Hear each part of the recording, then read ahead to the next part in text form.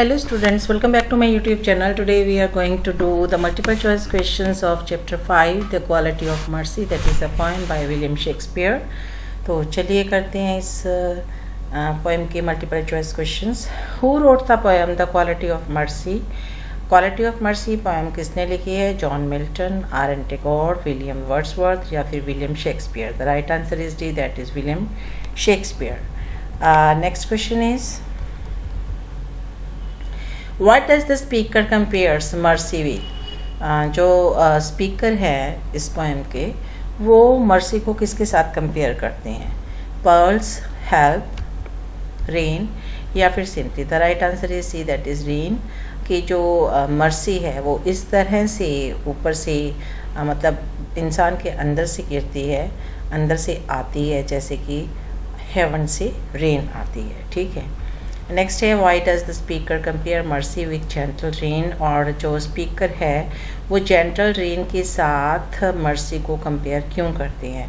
Because the two are heavenly things, क्योंकि ये दोनों हेवनली थिंग्स है, ऊपर से ही इनकी बरसात होती है, यानी कि परमात्मा की तरफ से ही इसका जो ब्लेसिंग्स होती हैं. Because they come naturally and effortlessly, क्योंकि ये जो है ये नेचुरली ही किसी भी इंसान के अंदर जो है दया होती है और एफर्टलेसली जो ये चीज़ अंदर से ही आती है.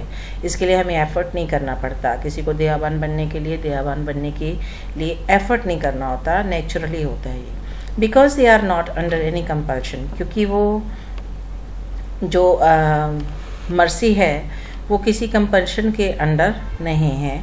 ऑल ऑफ द अबव या फिर ये सब कुछ है. तो अगर हम इसको गौर से देखें कि ये हेवनली थिंग्स हैं, ठीक है, परमात्मा की तरफ से ही देन होती है ये, और ये नेचुरली आती है और एफर्टलेसली आती है. हमें जानबूझ के अपने अंदर दया पैदा नहीं करनी होती, ये हमारे अंदर से अपने आप ही जो है पैदा होती है. और क्योंकि इसमें कोई कंपल्शन नहीं होता, आप के लिए ये ज़रूरी नहीं है कि आप किसी पे दया करो या ना करो. आपके अंदर से ही अगर ये फीलिंग आती है तो हम समझ लेंगे कि ये जो है वो नेचुरल फीलिंग है. तो इसमें answer all of the above आएगा कि ये जो मर्सी है वो इंसान के अंदर से ही आती है, उसके लिए उसको मेहनत नहीं करना पड़ता है. ठीक है. The mercy is twice blessed. Mercy जो है वो डबल टाइम्स जो है ब्लेस होती है. कैसी? ट्रू या फॉल्स? ये ट्रू है या फॉल्स है? ये ट्रू है बिल्कुल जी, क्योंकि जो देने वाला होता है, जो दया करने वाला होता है, उसको गॉड जो होता है वो प्यार करते हैं, और जिसके ऊपर दया की जाती है उस इंसान की कुछ एक मुश्किलें जो हैं वो सॉल्व हो जाती हैं. तो ट्रू आएगा इसका राइट आंसर. नेक्स्ट है can mercy be shown under any compulsion. क्या ये किसी कंपल्शन के अंडर होती है? येस और नो? नो. ये किसी को हम मजबूर नहीं कर सकते कि तो किसी पर्टिकुलर बंदे पे या पर्टिकुलर जो एनिमल है उस पर दया करी. अंदर से ही जो है हमारी पैदा होती है. उसकी बात है from where does the mercy flow naturally. कहाँ से नेचुरली जो है मर्सी आती है? फ्रॉम ह्यूमन हार्ट, इंसान के दिल में ही होती है ये. फ्रॉम ह्यूमन ब्रेन, या फिर उस दिमाग से सोचता है कि दया करूँ या ना करूँ. फ्रॉम माउंटेन्स, पर्वतों से आती है ये दया. फ्रॉम रिवर्स, या फिर नदियों से आती है. तो इसका राइट आंसर होगा A, that is from human heart, कि इंसान के अंदर ही जो दया है वो होती है. God loves those who have mercy in their hearts. कहते कि परमात्मा उसको ही प्यार करता है जिसके दिल में दया होती है. ट्रू के फॉल्स? ट्रू है जी. नेक्स्ट है what is meant by sceptre सवी. सेप्टर स्वी का मतलब क्या होता है? It means the rod which is a symbol of man's power. It means the rod which is a symbol of godly power. उसके बाद है it means the rod which is a symbol of Kings earthly power.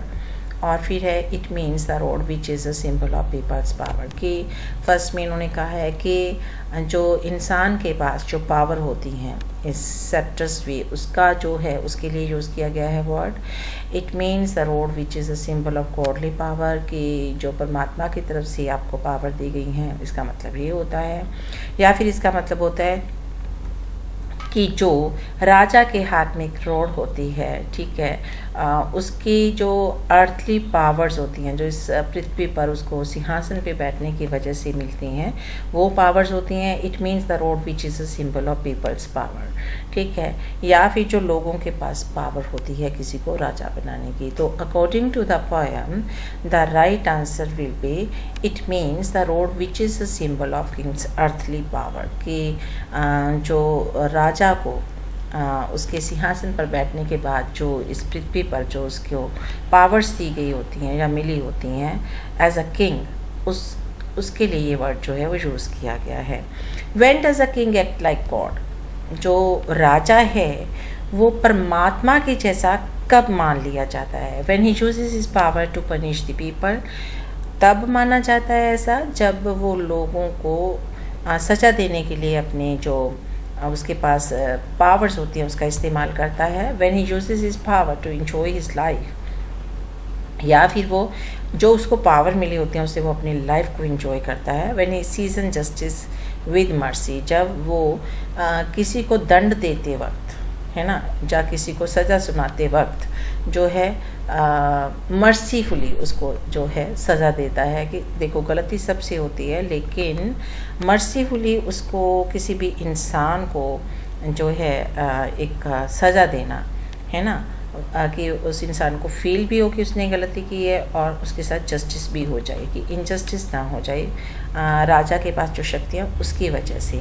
When he uses his power to kill wild animals, या फिर जब उसके पास जो powers हैं और वाइल्ड एनिमल्स को मारने के लिए वो यूज़ करता है। तो right answer is when he sees justice with mercy, कि जब वो लोगों को कोई भी निर्णय सुनाते वक्त, है ना, जस्टिस करते वक्त जो मर्सी है उसका ध्यान रखता है, दयावान होकर उसका जस्टिस करता है।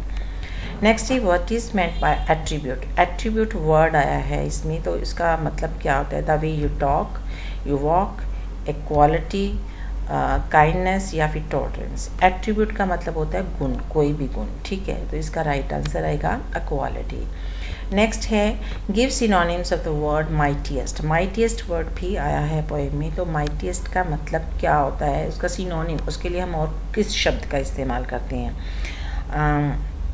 माइटीएस्ट होता है जो पावरफुल से भी ज़्यादा पावरफुल होता है, सबसे ज़्यादा पावरफुल होता है, हम ये कह सकते हैं। डिलीशियस जो स्वाद होता है, डिलाइटफुल जो खुशी देता है, स्ट्रेंथी जो पावरफुल होता है, एंड कैजुअल जो कि कैजुअल होता है। तो इसका right answer will be C, that is स्ट्रेंथी। Right another word for majesty. Majesty word भी आया है पोएम में, तो उसका मतलब क्या होता है? ब्यूटीफुल होता है, सुप्रीमेसी होता है, हार्ड होता है या वीकनेस होता है? The right answer will be that is supremacy. Next pick out the right word for enthroned. Enthroned का क्या मतलब है? हीटेड, बीटेड, सीटेड या फिर चीटेड। तो एंथ्रोन्ड मीन्स होता है सीटेड, ठीक है, किसी चीज़ का आपके अंदर बैठे होना, आपके विचारों के अंदर, ठीक है, तो दैट इज़ सीटेड। तो हमारे हृदय में ही होता है, हमारे दिल में ही होता है कि किसी पे दया करनी है, हम अंदर से ही दयावान होते हैं, है ना। तो एंथ्रोन्ड मीन्स हो गया सीटेड। नेक्स्ट है according to the poem the quality of mercy who is the most powerful. जो पोएम है क्वालिटी ऑफ मर्सी, उसमें किसको सबसे ज़्यादा जो पावरफुल कहा गया है? माइटीएस्ट कहा गया है। One who has greater power of mercy, जिसके पास दया ही दया है, उसको पावरफुल कहा गया है। वन हु हैज़ टॉलरेशन, जिसमें सहन शक्ति है, उसको पावरफुल कहा गया है। One who uses his powers wherever needed, या वो इंसान जो अपनी शक्तियों का कहीं पे भी जहाँ पे ज़रूरत पड़े उसका इस्तेमाल करता है। या one who can defeat anyone, या वो इंसान जो किसी को कहीं पे भी हरा सकता है। तो इसका right answer is a, and that is one who has greater power of mercy, कि जो दया जो है अपने अंदर रखता है ना। अगर किसी ने आपके साथ बुरा व्यवहार किया तो भी ये समझ लेना कि इसकी कोई दिक्कत होगी, तब भी इस तरह से व्यवहार कर रहा है, उसको समझने की कोशिश करना और फिर उसे माफ़ कर देना, मर्सीफुली उसको ट्रीट करना सिंपैथी के साथ। तो जिस बंदे के पास ये है वो बंदा जो है वो गॉड के समान हो जाता है। आप सपोज़ कि आप जीवन में कोई गलती करते हो, तो गलती करने के बाद आप किसी को बता नहीं पाते हो, तो गॉड को ही बताते हो, और मन में क्या होता है कि परमात्मा हमारी गलतियों को माफ़ कर देगा, परमात्मा हमारे पापों को क्षमा कर देगा। तो ऐसा हम इसलिए सोचते हैं क्योंकि हमें लगता है कि सिर्फ एक वही है जो हमें माफ़ कर सकता है। तो सबसे ज़्यादा पावरफुल कौन हो गया? जो मर्सीफुल बिहेवियर रखता है, जिसके अंदर मर्सी है। Who is all powerful? अब सबसे पावरफुल कौन है? अभी हम करके हटे हैं the king, the queen, the God, या फिर the minister in the Kings court. सबसे ज़्यादा मर्सीफुल परमात्मा होता है, इसलिए यहाँ पे हम कहेंगे the god is all powerful. ठीक है जी। Next question is the quality of mercy behaves king better than his throne, rob, crown या फिर बिहेवियर।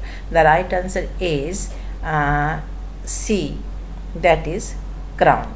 ठीक है, कि उसका जो ताज पहना होता है, जिससे हमें पता लगता है कि ये राजा है या रानी है। ठीक है, तो राजा ने एक ताज पहना होता है, तो उसके उस क्राउन से भी ज़्यादा पावरफुल उसको हम मान लेते हैं कि ये राजा है और पावरफुल है। ठीक है, एक सिंबल होता है उस चीज़ का।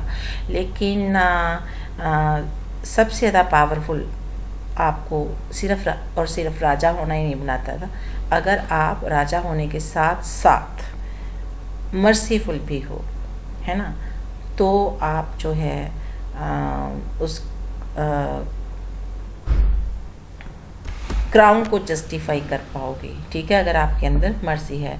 तो इसलिए इसका राइट आंसर क्या होगा? The quality of mercy behaves a king better than his crown, कि वो राजा सबसे अच्छा कहा जाता है जिसके अंदर दया है। Next question is the quality of mercy is enthroned in the dash of king. तो फेसेस आ गया, हार्ट्स हो गया, हेड्स हो गया और ब्रेन हो गया।